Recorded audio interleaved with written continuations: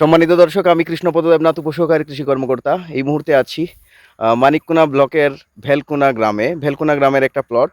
এটা প্রায় 6 বিঘা জায়গার একটা প্রদর্শনী প্লট। এটা হচ্ছে পার্টনার প্রকল্পের একটা প্রদর্শনী। আমরা দেখতে পাই উপস্থিত আছেন আমাদের একজন কৃষক ভাই আছেন এখানে উপস্থিত, আসবার ভাই। এবং এডাব্লিউডি বীজ উৎপাদন প্রযুক্তি প্রদর্শনী, এটা বুড়ো ধানের 101-এর একটা প্রদর্শনী। বৃধান 101 হচ্ছে এই জাতটা।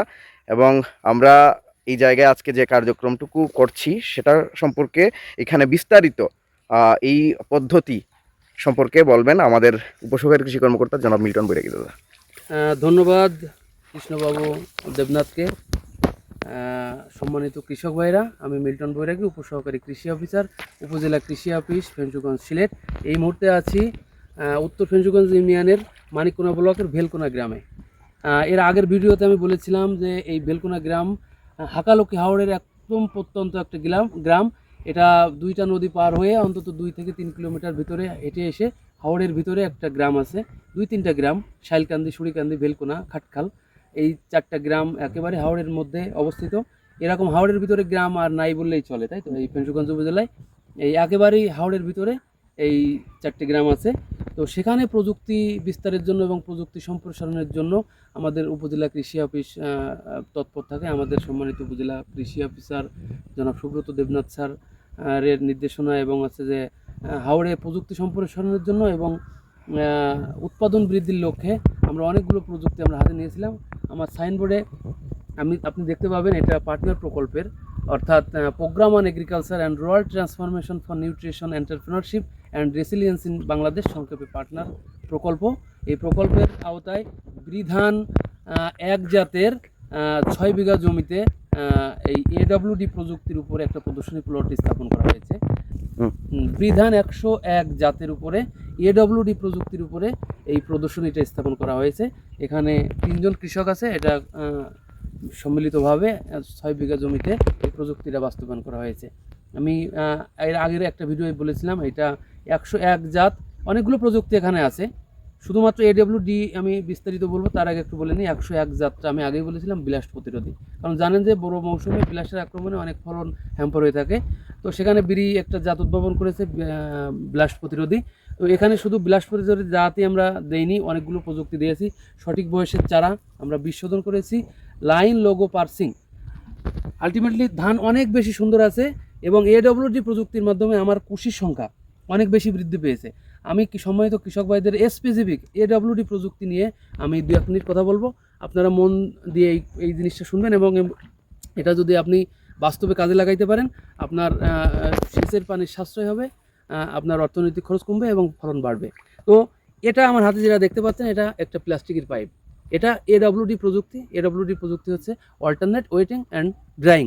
এটা যদি আমি বাংলায় বলি, আমার পর্যায়ক্রমে আমার যে জমিটা আছে ভিজানো এবং শুকানো একটা পদ্ধতি। নর্মালি আমরা জানি যে একটা বড় মৌসুমে আপনার শুরু থেকে শেষ পর্যন্ত প্রায় 35 থেকে জাত ভেদে, মাটি ভেদে 35 থেকে 45টা সেচের প্রয়োজন। যদি এঁটেল মাটি হয় একটু কম লাগে, যদি একটু বেলে দোআঁশ মাটি হয় বা বেলে মাটি হয় অনেক বেশি সেচ লাগে। সেখানে কৃষকের উৎপাদন খরচ বেড়ে যায়, আলটিমেটলি ফলনটা মানে লাভটা কম হয়। তো এমন একটা প্রযুক্তি যেখানে উৎপাদন খরচ কমানোর একটা উত্তম একটা পদ্ধতি। এটা একটা প্লাস্টিকের পাইপ, একটা পিভিসি পাইপ। এটা 5 ইঞ্চি ব্যাসের একটা পাইপ। আপনি দেখেন, এটা আমার হাতে আছে। এটা 30 সেন্টিমিটার। এটা নর্মালি 25 সেন্টিমিটার হবে, এখানে 2 ইঞ্চি বেশি আছে। তো এই 30 সেন্টিমিটার পাইপ আছে, এর 15 সেন্টিমিটার আমি ছিদ্র করছি। এই যে দেখেন, ছিদ্র করছি এবং বাজারে ছিদ্র করা পাইপও কিনতে পাওয়া যায় এবং 15 সেন্টিমিটার উপরে আছে।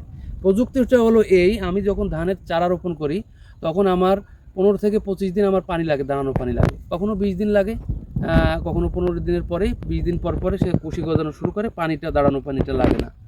এবং ধান গাছ যখন থোড় পর্যায়ে চলে যায়, এর আগে জমিতে দাঁড়ানো পানি থাকলে কুশির সংখ্যা কম হয়, ফলন কম হয়। এই কারণে যদি আমি এই পাইপটা আমি দেই, তো আমার সেচের যে সাশ্রয় হবে, এটা করে আমার ফলন কমবে না, আমার আরও বাড়বে। তো এর মূলত 3টা উদ্দেশ্য, যে আমাদের যে সুপেয় পানি, ভূগর্ভস্থ যে পানি, এই সুপেয় পানির সাশ্রয় করা, আমাদের ডিজেল জ্বালানির সাশ্রয় করা এবং উৎপাদন খরচ কমানো, এটা মেন উদ্দেশ্য। তো আমার এই যে 30 সেন্টিমিটার এই যে পাইপ, আমরা আমরা একটা পাইপ সরজমিনে দেখব। আমি শুধুমাত্র কৃষক ভাইদের বোঝানোর উদ্দেশ্যে যে আমার 30 সেন্টিমিটার একটা পাইপ 15 সেন্টিমিটার ছিদ্র করছি, 15 সেন্টিমিটার ছিদ্র করি নাই। এই 15 সেন্টিমিটার আমি মাটির নিচেই আমরা পুঁতে দেবো। অলরেডি আমরা দিচ্ছি, আমরা 15 দিনের পরেই আমরা পুঁতে দিয়েছি। এই কিন্তু ভিডিওটা হয়নি, এখন বোঝানোর জন্য এটা করছি। আজকে আমরা পর্যবেক্ষণ করে পানি দিয়েছি, দেখেন পর্যবেক্ষণ করে পানি দিয়েছি আমরা 15 সেন্টিমিটার মাটির নিচে পুঁতে এই ভিতর থেকে মাটিটা বের করে দিয়েছিলাম। মাটিটা বের করে দেওয়ার পরে কি, তাহলে এর লেয়ারটা একদম 6 ইঞ্চি নিচে গেছে, তাই তো? তো আমার যদি আমি কৃষক ভাইরা অনেক সময় উদ্বিগ্ন হয় যে আমার মাটির উপরে পানি দেখতেছি না, আমার মনে হয় পানি লাগবে। পানি হয়তো আমার এখানে নাই, কিন্তু আমার এই লেভেলে তো পানি থাকতে পারে, এই লেভেলে তো পানি থাকতে পারে, কিন্তু কৃষক ভাই কিন্তু চোখে দেখতে পাচ্ছে না। এই লেভেলে পানি থাকতে পারে, কৃষক ভাই চোখে দেখছে না, কিন্তু ভিতর থেকে যদি আপনি স্কেল দিয়ে মাপেন, তাহলে কারণ মাটির নিচে তো আপনার 6 ইঞ্চি আছেই। 2 ইঞ্চি যদি পানি না থাকে কোনো সমস্যা নেই, যদি 3 ইঞ্চি পানি না থাকে সমস্যা নেই, 4 ইঞ্চি 5 ইঞ্চি পানি না থাকে সমস্যা নেই। যখন পানিটা শুকায় আপনার 6 ইঞ্চি বরাবর যাবে, তখন আপনার একটা সিমটম আছে যে উপরের মাটিটা চুল ফাটা অবস্থায় যাবে। তখন বুঝতে হবে যে আমার 6 ইঞ্চির নিচে চলে গেছে, কারণ মেইনলি ধান গাছের শিকড়টা 6 ইঞ্চির আশেপাশে থাকে, ওখান থেকে আমার প্রয়োজনীয় রস, গাছের প্রয়োজনীয় রস শোষণ করে।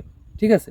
তো এই পদ্ধতিতে আপনার জাত এবং মাটি ভেদে আপনার 3 দিন 4 দিন কখনো কখনো 1 সপ্তাহ সময় লাগে। এটা হাওড়ের একটা মাঠ, এটা মানে আঠালো এবং এঁটেল জাতীয় মাটি। এখানে প্রায় 5 দিন 7 দিন 1 সপ্তাহ পরও সেচ দিলে এটা চলবে, তার অনেক বেশি সেচের সাশ্রয় এখানেও করানো যাবে। তো এখন আমার মনে হয় যে আমার সম্মানিত কৃষক ভাইরা বুঝতে পারছেন। তো আমরা একটা সরজমিনে প্লটে আমরা যাব। আমার আরেকটা মেসেজ দিই। তো আমার 1 বিঘা জমিতে এখন বলতে পারেন যে এইটা কয়টা পাইপ লাগবে। এখন 1 বিঘা জমিতে নর্মালি 1 কেয়ার জমিতে আপনি একটা জমি সমতল হবে এবং আপনার পানির আপনি এস্টিমেটে দেখবেন যে আমার এই পানিটা এখানে থাকলে আমার অ্যাভারেজ একটা উচ্চতা থাকবে পানির, সেই জায়গায় এই পাইপটা আপনি স্থাপন করবেন আর পর্যবেক্ষণ করবেন। যখন পানির লেয়ারটা একেবারে 6 ইঞ্চির নিচে নেমে যাবে, তখন আপনার 8 ইঞ্চি পরিমাণে পানি দিবেন। তার মানে কি, যখন মাটির উপরে 1 থেকে 1.5 ইঞ্চি পানি থাকবে, আপনি সেচ দেওয়া বন্ধ করে দিবেন। তারপরে আপনার আস্তে আস্তে পানি শুকাইতে শুকাইতে শুকাইতে শুকাইতে যখন ওই 6 ইঞ্চি পর্যন্ত যাবে, তখন আপনি আবার সেচ দিবেন। এইটা কোন পর্যন্ত যাবেন, যখন কাইস্তর এবং থোর পর্যায়ে যাবেন, এই অবধি। তো এখন যাই একটা পর্যবেক্ষণ করি, তার পরবর্তী আবার আমি বলবো যে